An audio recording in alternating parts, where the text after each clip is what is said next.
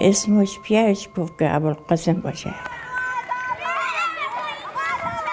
اول خب مدرسه میرفت، بعد 5-6 که خون گفت پیرم گناه دو دیگه نرفت، همین 5-6 خونده.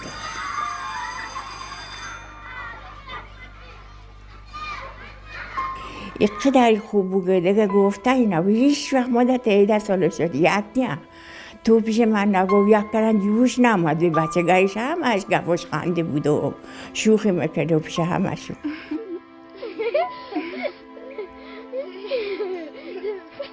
وقتی که آموزش رفت و روزی که اومد که آموزشش خلاصی و یک زیرپرنیش داده بودم برکه زیرپرنی داد منو گفت ماما این من وقتی بمیرم وقتی شهید میشم اینو باشه برای تو.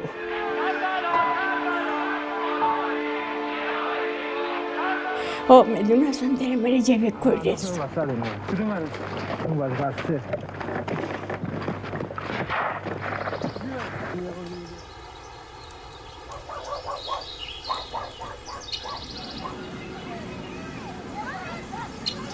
و اومد تو و گفتم چرا اومدی خونه؟ داشتن گلکاری میکرده بودم.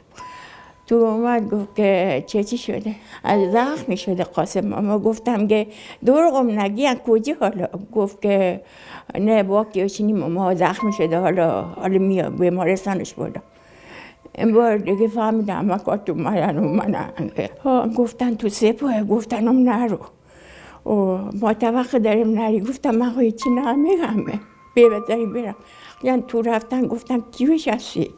گفتم من همسیهشون هستم. گفتم اگه میگی مادرشون نمیذارم ببینیش. و گفتم همسیهشون هستم. میگو رفتم در اینجا بکندم مادر با سلیه همراه.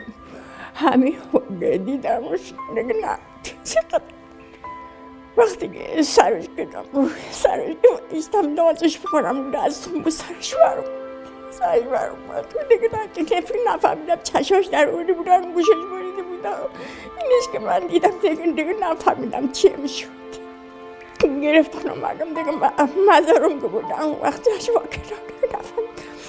اگه میدیدی چی حالش که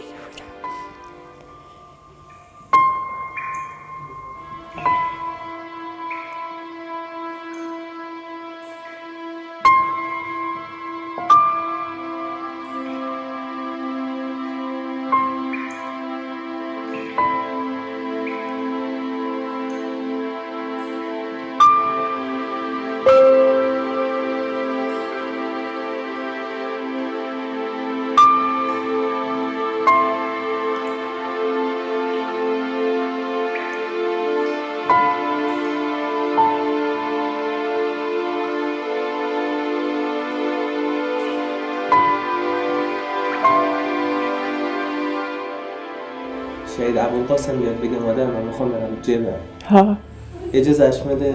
بله الهی شو رای خود بوده رای میم بوده. البته که هر طور بگم بخون بریم جبه بگم بریم.